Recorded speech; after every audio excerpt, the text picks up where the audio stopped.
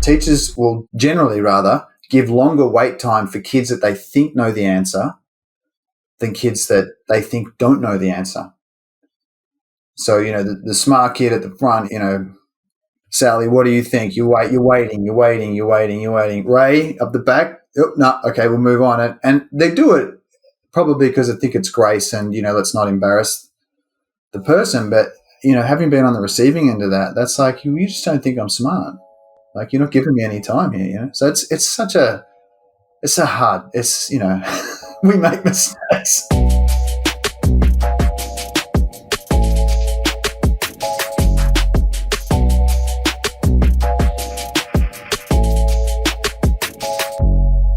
My name is Ashanti, and welcome to the Taking Off the Mask podcast, where men get real. Men of all ages and backgrounds come to this space to talk about these masks we wear. When we talk about the front of the mask, we're talking about the things that we gladly let the world see, the things that we talk about a lot. The back of the mask are the things that we don't share much about. Maybe we're not hiding them, but no one ever asks. They never come up. Today, sharing his mask is Dr. Ray Swann. I'm going to read a part of his bio because I want to make sure I get some of these details right. Ray is the executive director of the Foundation for Positive Masculinity. It's a nonprofit based in Melbourne. Pronouncing Melbourne. Melbourne. It's a nonprofit based in Melbourne, Australia. Ray is the host of the Understanding Boys podcast and author of a book called The 7 Stories: Planting Seeds for Positive Masculinities. This book is a book of mindfulness stories and practices for boys, and I think it's really beautiful. And I've seen some of the art in the book, but I haven't read it yet, but that's coming soon. One of the things that we talked about in this podcast, not only about identity and about theater, but he brought up a poem or a play by Shakespeare. I don't know how much you know about Shakespeare. I know you don't know how much of an expert I am on Shakespeare, but I'm not. But I am interested in learning new things, definitely things that have been written a long time ago that really still resonate today. And in this play called As You Like It, there's a monologue by Jacques. And it starts with this phrase you probably heard before: all the world's a stage. All the world's a stage. But I'm going to read you the first few lines of Jacques. I'm going to read you the first line of Jacques' monologue. It says, all the world's a stage, and all the men and women are merely players. They have their exits and their entrances, and one man in his time plays many parts, his acts being 7 ages. And that gets into this idea of this 7 ages of men. And what a powerful, learning for me. Like, I went and did some homework on this. I was on like multiple websites trying to learn about this. I was hoping to like memorize this entrance to Jacques' monologue.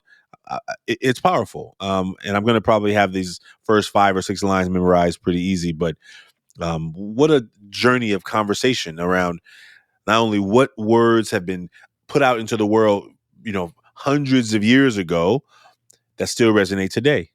What are the ages of men? And what, in our Work and Ever Forward Club, we were focused on the schoolboy age. While they were in school, before they went off to adulthood and before they went off and maybe created a family or things like that, we were in that work. And in this conversation, you'll hear Ray passionate about supporting boys' healthy masculinity. They have a conference in Australia called I don't know how you say the name. It's Positive Masculinity. They have a conference in Australia that I'm hoping to one day get to.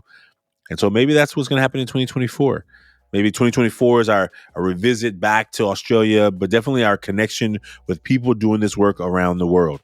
Because not only are people passionate about this topic, but they also recognize that we have a part to play in raising boys who understand their role is more than what the TV or the social media says it is.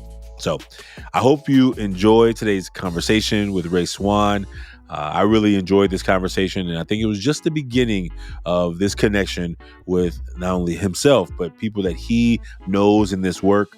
And it's our revisit back to some beautiful times we had in Australia in the early part of the 100,000 Mask Challenge before it became the Million Mask Movement. So We'll see you soon, folks. Please enjoy today's episode. And listen, Ray and I are sharing our masks publicly. You don't have to. You can share yours anonymously at millionmask.org. And we look forward to you being a part of this journey with us. We'll see you soon, folks. Ray, Swann, welcome to the Taking Off the Mask podcast. So glad to have you. Thank you so much, Ashanti. It's great to be here.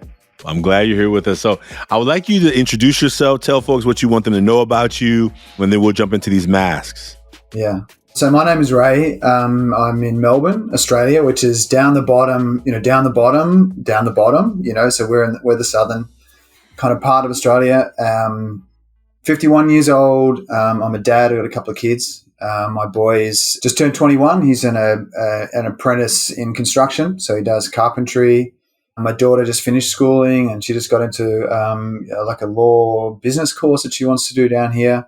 I mean, in Australia, they stay pretty local, so we kind of got the little family thing happening for a few more years yet while they sort of keep figuring stuff out. And in my working life, I do lots of different things. I've been and still work as a teacher, teach teachers and teach kids, do a lot of work with boys. I run a foundation called the Foundation for Positive Masculinity, which is about using research to kind of find ways to help kids to connect to healthy ways to be, in this world. And it's such a world of, change and, messaging and, like what are the kids learning and seeing and, who are some people that are sort of standing up using research, just trying to do and say and figure out some things like some pointer posts that people can start to look at. So I've been working on that for a few years, and that's kind of coming out of the ground last year and into this year. And the other thing probably about me that I really, I don't know if I want people to know, but it's just part of who I am. I really love, probably like a lot of people down here, we love the water, so I'm in the water a lot. I don't live too far from the water, so I swim a lot and I dive and surf. And I just, the more in that, something about it just really seems to change my being. I just feel at home when I'm, in the water. So there's a little bit about me. Thank you for sharing that. First of all, I really appreciate that. I love the water too. So maybe we'll have a ocean story will come up on this conversation.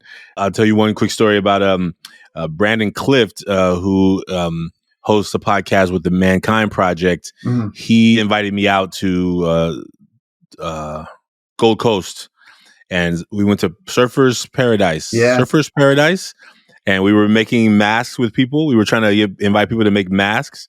And the police came and kicked us out because they said we didn't have a permit. I was like, dude, you about to get me arrested in Australia because we don't have no permit to make masks with people. I didn't know you have to have a permit to talk to people on the street. Yeah, he was like, so anyway, that's my, the beach was beautiful though. The beach was beautiful. The beach was beautiful. So that's my one beach story in Australia. So. In Melbourne, but I didn't go to the beach in Melbourne. So is the water different in Melbourne than it is in other parts of the island? Yeah, it's cool. It's a lot cooler. So Gold Coast, the water is really beautiful and warm, very temperate. I was actually up there, not quite as far as the Gold Coast, but there's a great spot called Crescent Head, which is mid-central New South Wales coast, and we drive up and stay by the water and all that. But down here in Melbourne, there's a bay. It's a bit like San Francisco Bay, and then that's where I swim, and that's got very little waves for it, but quite cold. It gets quite cold in winter. And then there's sort of surf beaches on two sides because Victoria's kind of got the bay, and then it's got these two kind of peninsulas, if you like. So depending on which way the wind goes and all that, you can kind of find a happy place down the beach, which is great. Well, we're about to make these masks, and since you're the guest, you get to decide who goes first. You get to decide: do you want to go first, or do you want me to go first? What's calling you in today? You know what? I think I'm just going to jump right in. Okay, all right. Into the water. Fantastic. I like it. I'm all ears. I'm ready. Okay, all right. The first funny thing was drawing. I thought, I'm not a very good drawer. I got to draw a mask. You would think it's really straightforward, but yeah, even that was a little bit of a challenge. And I put a head behind it because I thought that'd be cool. And also, I've done a bit of mask work. So one of the things I didn't say in my intro is I run a little theatre company, and we do shows. Solo shows, and we used to run workshops for men and creativity and stuff like that. And there's a bit around mask work that we've done. And, when I was a student, I used to teach drama as well, and teaching about like what mask means and representation. So I kind of felt like I needed the head in it, because the head is kind of, it's actually a whole other thing, right? You're sensing, and sometimes you get that disconnect between, well, hang on, and what's integrity, like you kind of, is that alignment around that? And when people are wearing different masks, are the ones so I started thinking about that, and I thought, no, hang on, just do a simple drawing. And then I was thinking about, is it a happy, because then you got that classic, Greek masks, the happy and the sad, and, tragedy and comedy. And, I started thinking about that. And I was like, no, just try and, just keep it simple. So then I thought about, well, what are the things, like what are the things I want to sort of show, I guess. And the three things that kind of came up for me, one was that just being calm. Yeah. And, I think as a man, whether it's relative just to how I grew up or, the kind of men that I know, just being someone who's calm, and able to, someone once said to me, with a man, you should be able to be near them when they're angry and not feel scared. So having a sense of just being calm I think is really important. And the work I do, and, I spend a lot of time, I coach people and, teach people and, I support people. And so being calm is something I kind of want to have as a lead thing. The second one was about being hardworking. And, I feel a lot of gratitude for where I am in my life. I've had a lot of, opportunities and, all sorts of things have come my way, just simply by, people that I've known or, where I grew up and all of that. And, I've really felt that I have an obligation, to kind of work hard and to earn that as well. Going back, my grandfather, he wasn't able to get an education. He grew up in the shadow really of the Great Depression. He had to leave home. Like a lot of people at the time, he left home when he was, I don't know. Well, he didn't leave home, but he had to leave school rather when he was 13 and try and get a job, lining up every day, for 6 months trying to find work, and then couldn't study. And his brother got put in an orphanage because they couldn't afford to keep him. And anyway, when he was still alive, and he's my mum's dad, he wanted the kids, like all of us, to go to good schools. So he actually paid. And in Australia, like private schooling is pretty big in Australia. It's like 30 or 40% of the population do it. Like it's kind of a bigger thing.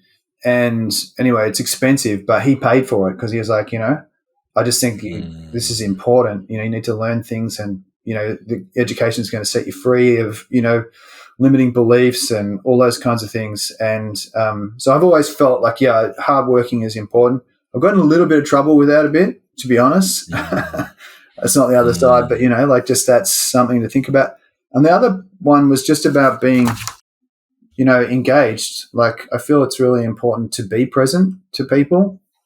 And, in the busyness of life, just actually trying to find that anchor where I'm here. If we're talking, I'm going to stop and actually really try and pay attention. I don't always do it. I always fall short of that, but, just trying to actually be someone who is going to hold that space, because I've noticed in myself that, those real moments, sometimes it can be in your whole day and you rewind and you go, wow, that person, like you're doing your shopping and just like someone in the queue, just, you drop something and someone passes it and smiles and they're just there, and you're like, wow, you're so there. So being engaged for me is something that I want to try and, sort of bring out or put out, I suppose, on the front of the mask. Oh, beautiful. Thank you. As I was listening to you and really just trying to, in that moment, even just driving it, trying to be really present. Remember, I was telling you before we started recording that I try and make the mask like right before I start, because I want to like really be right in the moment. And so when you said the word engaged, like being present, being right with the person, I think I'm gonna go there on my front of my mask. So we have a lot of things in common, but here's what I wrote. There's a new mask I'm working on. This is it's a mask, but hardworking. I wrote passionate, and I wrote emotions.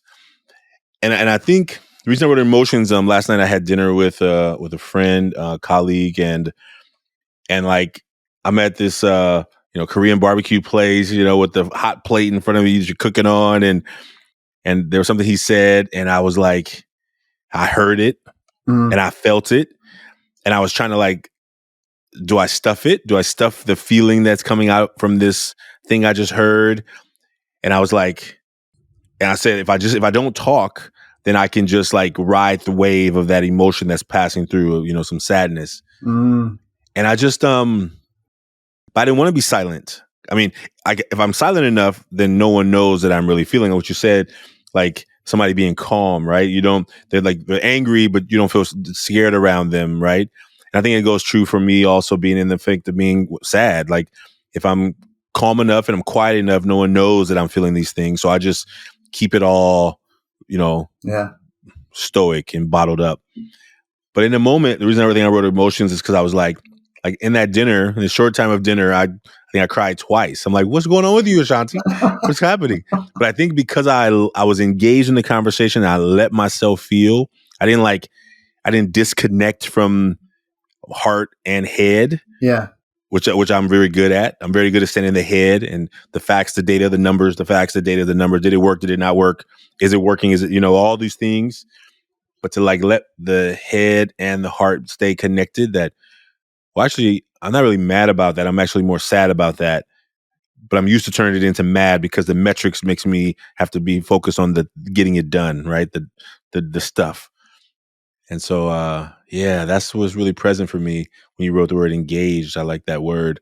I didn't know another word to write besides emotions. Because I think definitely when I was a teenager, I would never have told people that I show emotions because I didn't know I had any emotions except anger and maybe funny sometimes, but or like I don't care, whatever. I don't care. But yeah, those are the three, and that's what resonates to me right now. Can I ask you with calm, like, when I said it and just with what you said, I was thinking, well, like calm can sometimes, I guess, suggest that you're controlled. And I didn't mean that bit. I just meant that, to your point about being at dinner and being able to sit with that emotion and decide, like, right way, right place, right time. Like, is now the right time? Am I safe? Am I, able to, to share this and go there? And, like that's probably embedded in the word calm for me as well. Like that actually it's like, well, it's okay. These storms come, and doesn't mean you're never going to feel it, but like it's like, I don't know, maybe there's a bit more flow, or it's a bit more, because I've found, like, particularly when I was younger, like, it would just be, like you said, there's a polarity of, there's anger, happy, and this great void in the middle.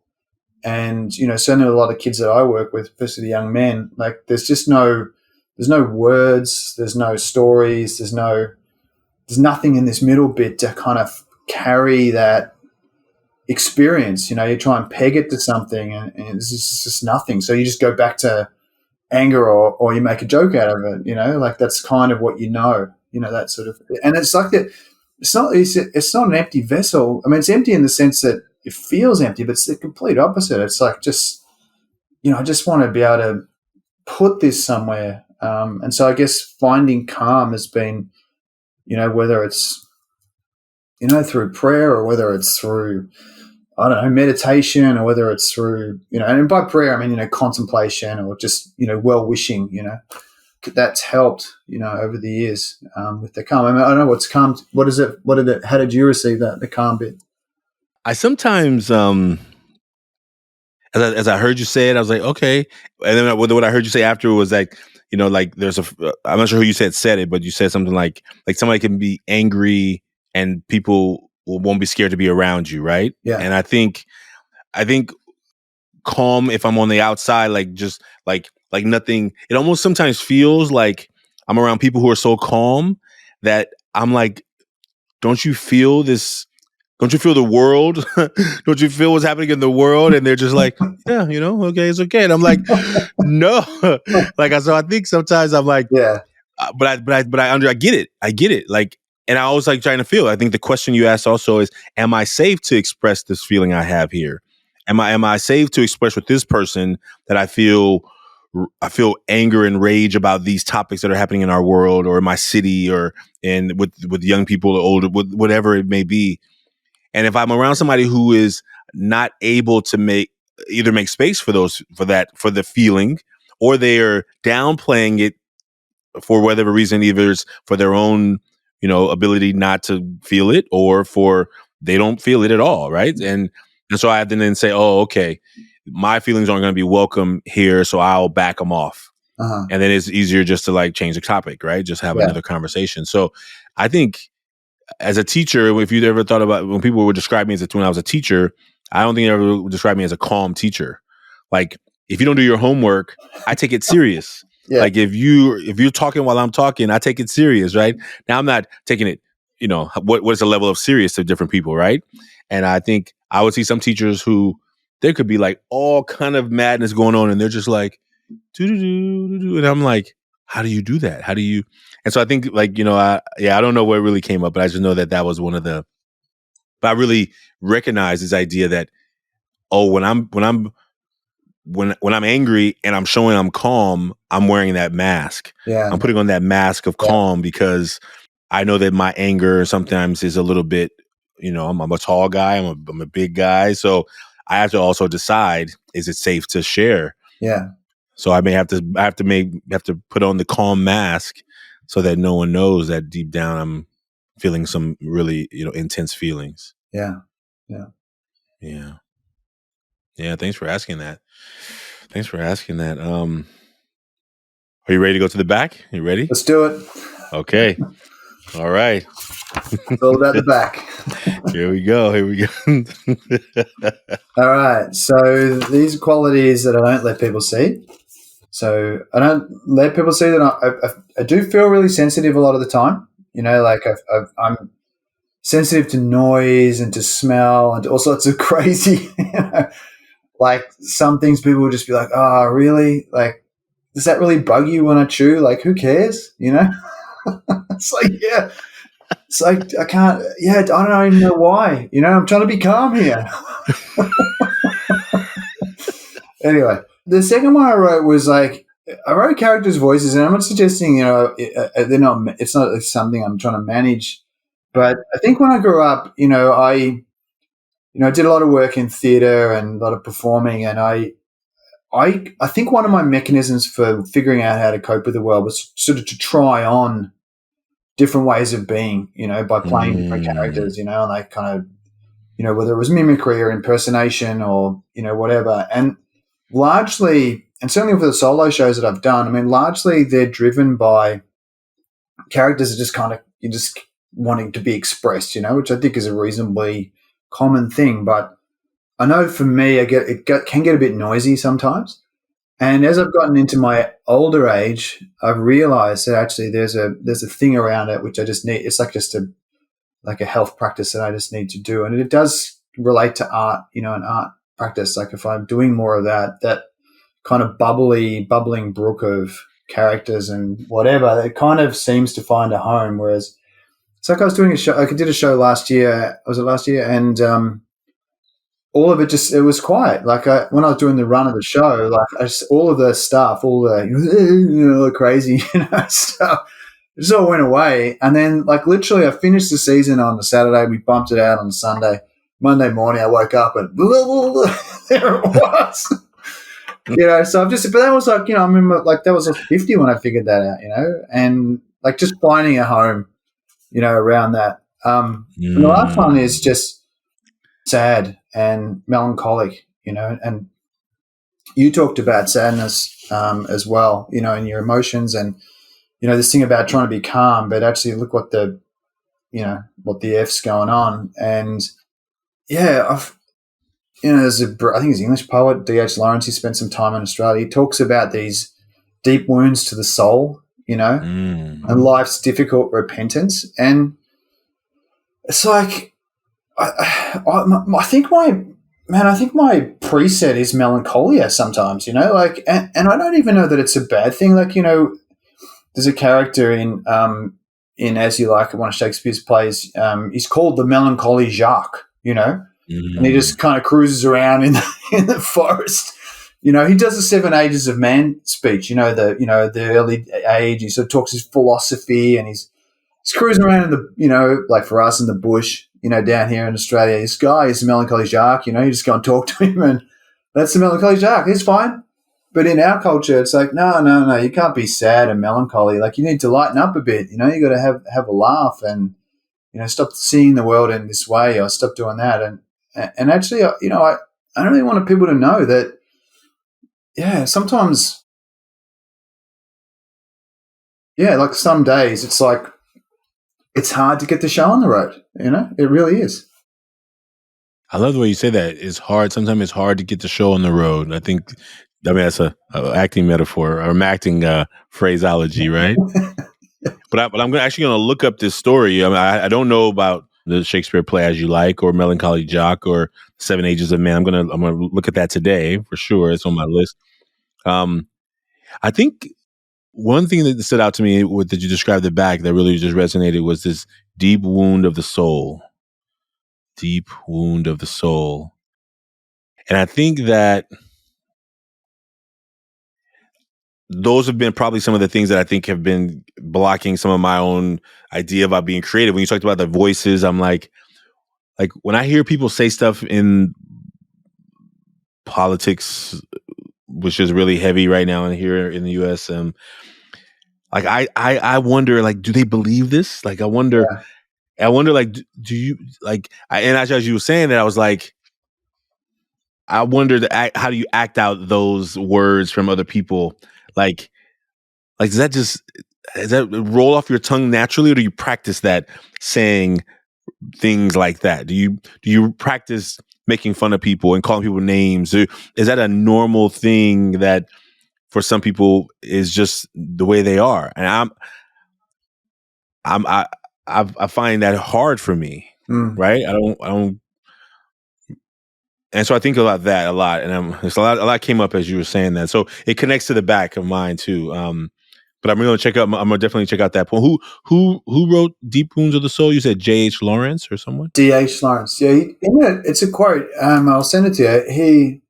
He's talking about being unwell, and he's sort of saying that I'm not simply. Basically, what the first part of the quote is he's sort of talking about I'm not unwell because I've got like a cold. I'm unwell because I'm not a machine, And this is I don't know. He wrote this 100 years ago, I think. And he's talking about I'm not a part of this mechanism. I'm not a robot. He doesn't say that, but that's what I took from it. I'm actually, the reason I'm unwell is because of that. I'm unwell because of these deep wounds to the soul. And then there's this life, this, what he describes as the difficult repentance, and it's trying to make sense of it. And I guess the thing I was saying, about the voices is it's for me as a kid growing up, the household that I grew up in, it wasn't clear always what was actually going on. There was a kind of overbearing uncertainty in terms of the reality of what was going on. And that was kind of part of the nature of the home environment, was you didn't really know what people were saying, if it was right or, whatever. So I think for me, I just latched onto, trying to, embody different ways. I thought, well, if I can get inside this character, maybe I can start to understand, what they're thinking, it wasn't so much to mock or ridicule, although that has happened, and sending people up, and absolutely, I'm guilty of doing all that, even in my mind and, and performing. And that's a really interesting space. But it really came from this thing. And, as you were talking, I was thinking about truth telling, trying to reach that point of truth and knowing, and how do you approach it? You're watching a politician, and they've got their media statements and their little grabs, and they've been trained and they know all that. And you're trying to penetrate, and you're trying to say, what sits behind that? There's a politician he's just retired from politics. He's on the right side of politics. So I guess the Republic side, he was the Prime Minister during the pandemic. And, I was listening to the national broadcaster doing talking about his career and just trying to figure, people saying, yeah, but what was he really like? This guy's a public figure. I'm thinking about my own, what, and so I'm thinking, I'm starting to, play the guy, like, how does he sort of, appear, and I'm trying to get my head inside it, and, it's fascinating, all that stuff, understanding people. Yeah. I imagine as a teacher or educator, for teaching teachers and then teaching students, I would love to ask more about that in a minute. But as you are watching students who either are glad asking questions because they stuck, and then those who you can see it on their face that they're stuck, but they're not asking questions. And you're like, are there any questions? And you're like, are you sure? And you don't want to like point that person out, but their wrinkles in their forehead and the whatever, all the things that kind of come out in our bodies, like, or maybe they're under the table, like kicking and screaming, right? But they're like, no, I don't have any questions. I'm just stretching over here, right? You're like, Yeah, oh my goodness. yeah.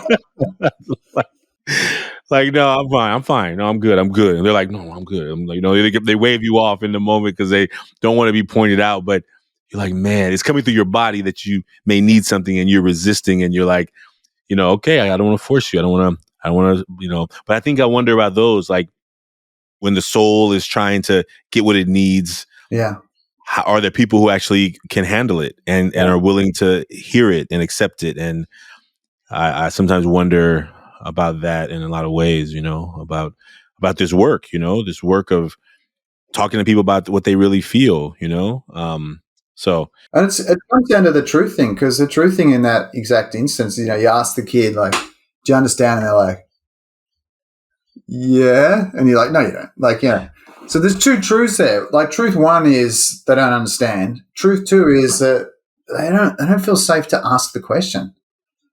So as a teacher, as an educator or whatever, or a counselor or a facilitator or whatever, it's like, well, there's two things happening here, and which one am I going to support? And that's why I always think you come back to the whole person, and and time. I mean, there's interesting research in classes, have measured wait time. So the wait time and take up time, you probably remember as a teacher, like how long do you probably know this, but anyway, just make the point. The like wait time and teacher time is that teachers will generally rather give longer wait time for kids that they think know the answer than kids that they think don't know the answer.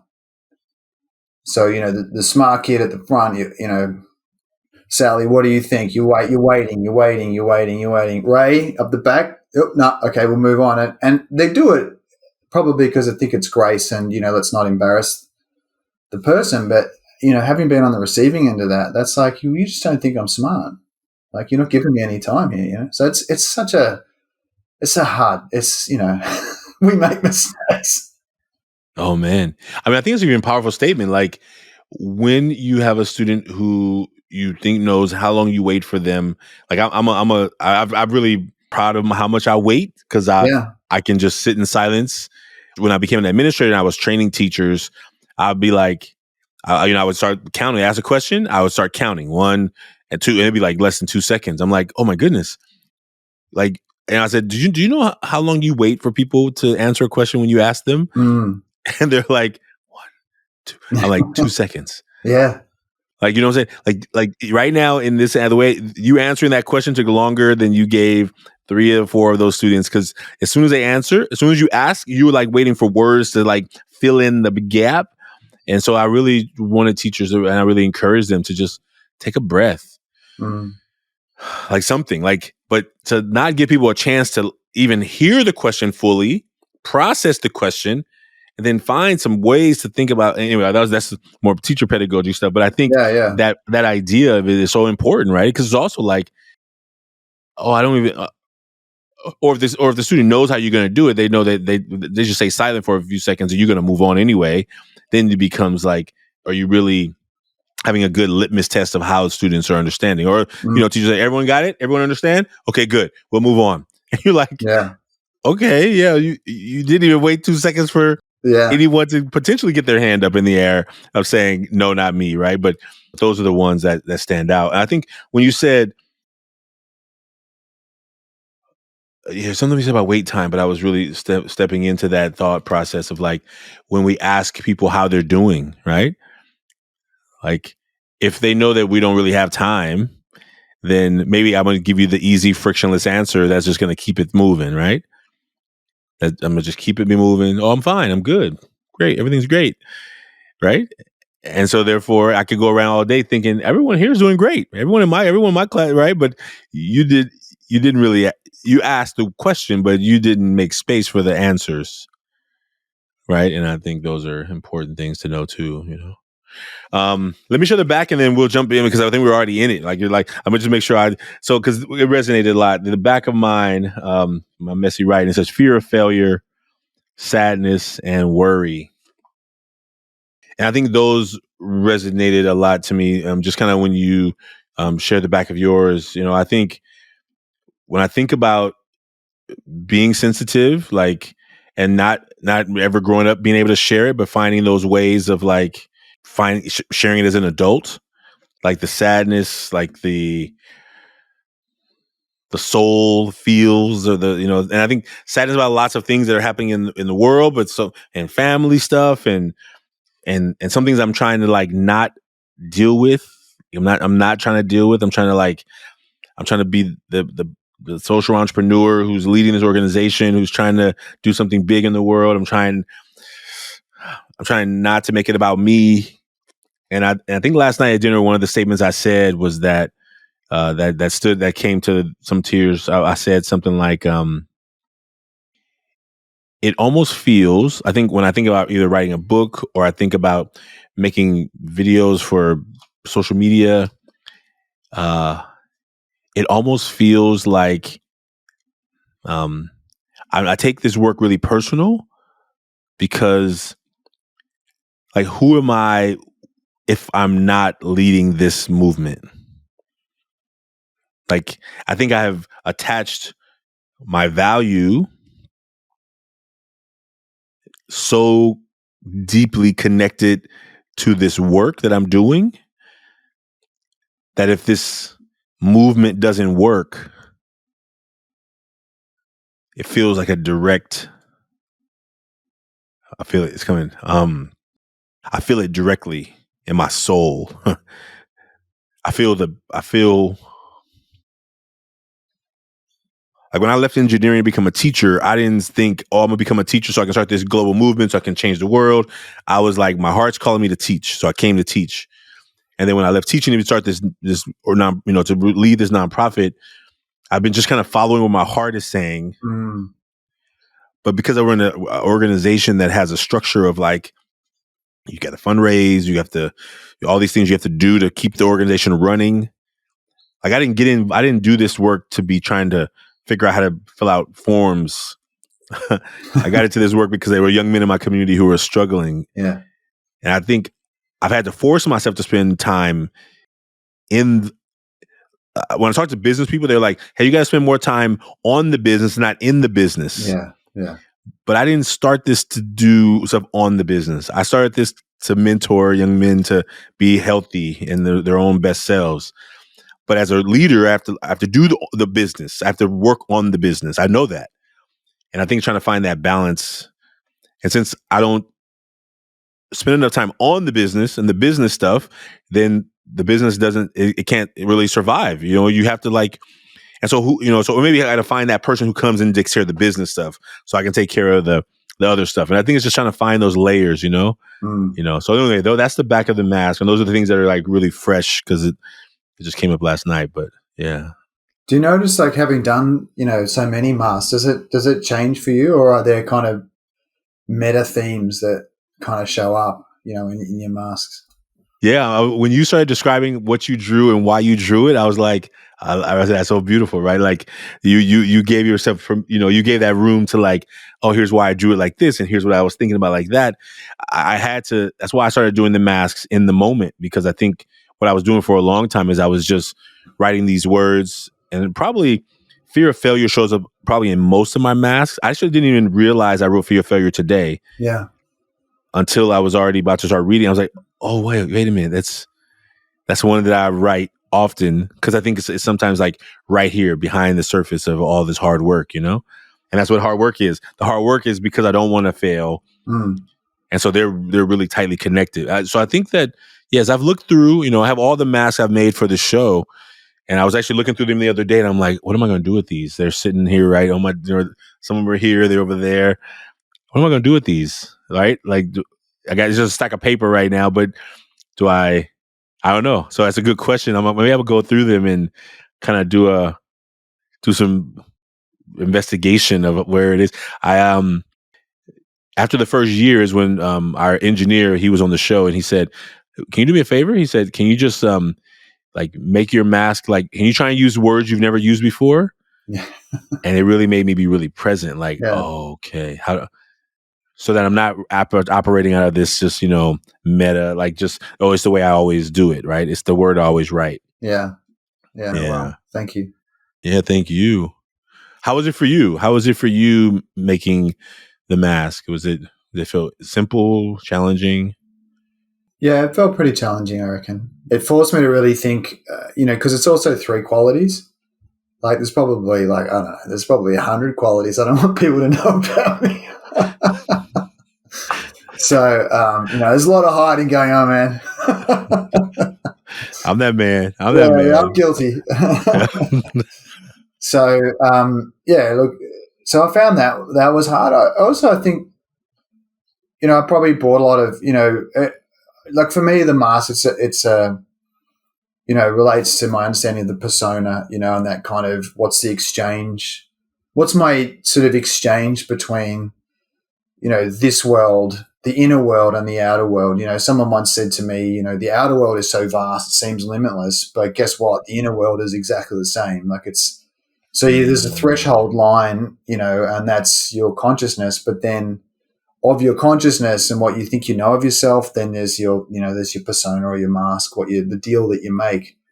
And so there's so much stuff that doesn't get a run, like, I don't know if you have that expression in the States, but, we get a run, get on the ground, to use a sporting metaphor. Like, there's a lot of stuff that is in me that I don't get to do that I'd be happy to share, that, actually just time and, I don't know, like just who I am and what I think people think about me, and, worrying about that, and fear of failure like you. And like, there's a lot of things, would be great to do more of that, or, and probably for the last couple of years, like that's something that's been a bit more important to me, because I probably let some of the things, the creative things, like I was sharing about, just managing the noise.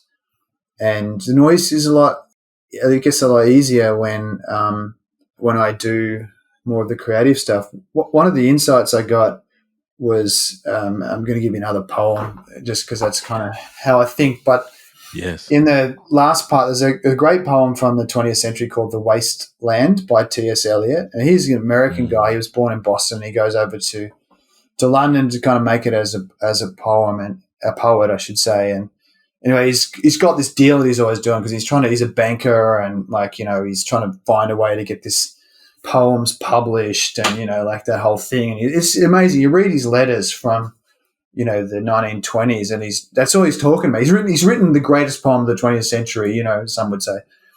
And then, meanwhile, he's actually just thinking about, how am I going to make a buck, and how do I, can I do this for real? But in the last part of the poem, it's a very eclectic kind of poem. It's quite hard to penetrate. But he studied at Harvard, and he studied Hinduism and Sanskrit, and he encounters this message of, samsara and the great sort of wheel. And in the last part of the poem, what they talk about is the thunder god Prajapati is like, is asking these questions, and he asks the questions, what is it, what is a good life really? And he asks humans, he asks the devils, and he asks the gods. And so in the poem, he says da data, in Sanskrit, and he asks the humans, and the humans say, well, a good life is to give, because by the nature, humans are usually selfish. Then he asks the devils, what is it? And the devils say, well, you got to have empathy, because they're very just wanting to do their own, kind of run around, do whatever the hell they want, like folk, like not really aware of other people. So having empathy. And the third one, which really hit me last year, was because when I was doing the performance I did was based on this poem. It was the poem. The last one was about the gods, and the gods.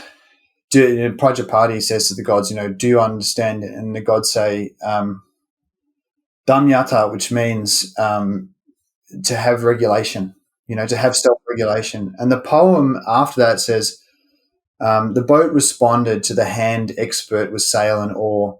My heart would have responded gaily when invited, beating obedient to controlling hands. And really what the poet is suggesting is that, to live this life, you're kind of making these, you got to kind of think, you got to be intentional. You're making these, you got to live with regulation. That's what the Sanskrit is suggesting, this ancient text of wisdom is saying. You kind of have to, there's going to be these things and you need to choose and apply them. That's what I took from it anyway. Thank you for that. I actually like poetry. I think these are all I'm going to go back and read and take them in, nuggets, They are nuggets. They are nuggets. Yeah. I mean, I lived in India, after, I taught for 5 years and I did a Fulbright fellowship in India teaching math. And so I learned a lot that I didn't ever heard this story. So, or I never heard of the poem from D.S. Eliot or knew his story, but I'm going to look it up, right? Like to learn more, right? Because I would go to these temples and I would see all this stuff and I would just be like in awe of all the colors and all the sculptures and, but it didn't have a lot of, historical context, a lot of it. I mean, it had a little bit of knowledge, but not deep, But yeah, when you started mentioning that, I was like, okay, that's a story I don't know. So so thank you for that. And I think, you as a performer, I don't know if was that the right term if I call you as a performer? Yeah. As a performer, and you rattled that off like you're performing it right now. I was like, oh man, like I was sitting in it. I was sitting in it, right? Like I wonder how that has helped you, or how it has created a lens as you see the men you work with or you learn from as in the foundation. As you think about like how for your own self first, but also as you are asking questions or seeing how they respond to things, or whether it's teacher students or any way, like how does that knowledge of you as a performer, how does that help you as you see people show up in your office or in front of you? Does that create a depth of understanding as you watch people respond to, like you said, the student said, no, I'm fine, I don't have any questions, right? And you like, yeah, both can be true, right? Yes, okay, you don't feel safe to say it, but everything in you is trying to say it, right? Yeah. And they're both being true at the same time. Yeah, it's a great question. I think there's probably a few things that spring to mind. One is that, I really believe that we're running all these stories all the time, and we're thinking about stuff and we're trying to be this or we're trying to be that. And how we respond to our lives is really determined by the story that we believe we're living. So, someone comes home and, there's been a fire and it's a tragedy. How that person responds to that tragedy will be directly determined, not by the scientific facts, but it's going to be determined by the kinds of stories that they believe in an afterlife, or do they, how do they think about all of those things? And I would say that, over time, I've probably collected a lot of stories because going back to my childhood and trying to figure out what's really happening. I think stories are really important to me because they actually were these, what's the term? Simplexity. They're simple, but they're complex. Like you can tell a kid a story and you can say much more in that story indirectly than you could ever. They're never going to listen to you directly. I tell a story which I've discovered. It was a guy, Richard Wilhelm, who was a sinologist. He was one of the people that brought the I Ching from the east to the west, from China back across. And he tells a story of the rainmaker. It's super quick. Basically, essentially what happens is he was literally in this village in China and it hadn't rained for ages. And the villagers like, okay, we've got to get the rainmaker, right? So they're like, all right, let's get the rainmaker. And he's like, okay, this is going to be interesting. Is it, Western dude? Like, let's check out the rainmaker. Anyway, so this old fella turns up, right? Sniff around, kicks the grass, whatever, or the dust probably. Goes and sits in this hut just outside the town. And I kid you not, according to the story, 2 days later it rains, right? And this guy, Richard Wilhelm, is like, WTF, like what is going on? Like what is going on here? So he goes out to talk to this guy and he says to him, like, how did you make it rain? He goes, what do you mean? He goes, how did you make it rain? He goes, I don't know about anything about making it rain. I'll tell you what happened. I went to the town and everything was out of order and I felt out of order. So I just came into this hut and I just got myself back in order and it rained. Now, I've told that story to tons of kids. Right? They tell you amazing stuff. Little kids, little 7-year-old boys, 8-year-old boys.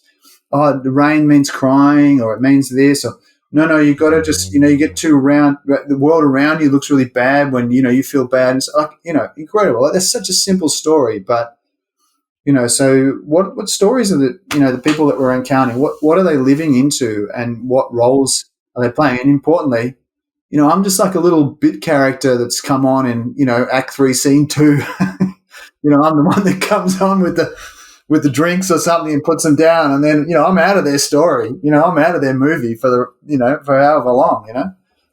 So I'm conscious of that as well.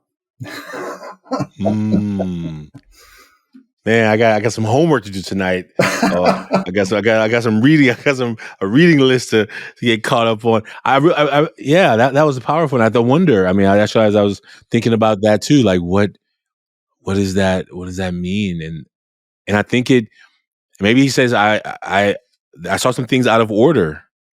I think I saw some things out of order, and I wonder how many men that I've met who would, from the outside, or who would be able to say, like, there's some things out of the order. There's some things out of order, like for my humanness. Again, this man world that I live in that's told me I have to live in this box, but no one made room for that deep wound of the soul, right? No one made room for it. So therefore, I've been like, just keeping bandages covering it, but it's not healing. So therefore, it's just waiting for some scrape against it, and now it's worse off than it was before because I didn't tend to it. I didn't. Oh man, I was at this workshop in New York. I'll tell you this past weekend, and a kid, he wrote a reflection. Oh my God, it's how funny. It's a poem. It's not a poem, but it's a poem, right? There it is. And he said, because I was talking to them about emotions, all these boys from all these different boroughs and different clubs, and he said this. He said, I'll show it to you, but I'll show you so you can see it's some kid's handwriting. But for those of you that are just listening, it's like how people bury emotions to change and feel happy. But when you think about it, if you don't finish your dinner and you store it in the fridge, it's the cycle on how people bury emotions. Wow. And still there. And imagine, even with this analogy, right? Imagine what happens that you took the leftovers, you put them in the fridge. The fridge is there to protect them. You bury them in your soul. You bury them in your soul. You bury them, and it will protect it for a certain amount of time. 1 week, 2 weeks, 3 weeks, 4 weeks, maybe 6 weeks, and then something is going to start smelling. Like there's gonna be some memory that thing has not been dealt with, and it may be in life. You may be able to store it for years and years and years, and then that wound pops up, and when you least expect it, it hasn't been dealt with, or it may come back rushing out in traffic because all these things you've stuffed, and now they're piled on top of each other, and like they're like a bomb, a landmine. Yeah. And somebody didn't even try and step on it. They just bumped into you at the grocery store, and now you've lost it, right? I don't know what that kid meant by that, but that's how I took it, right? This idea of like, what does it mean to put those away? To put them away for later? I don't have time to deal with them now. I'm going to take care of them later.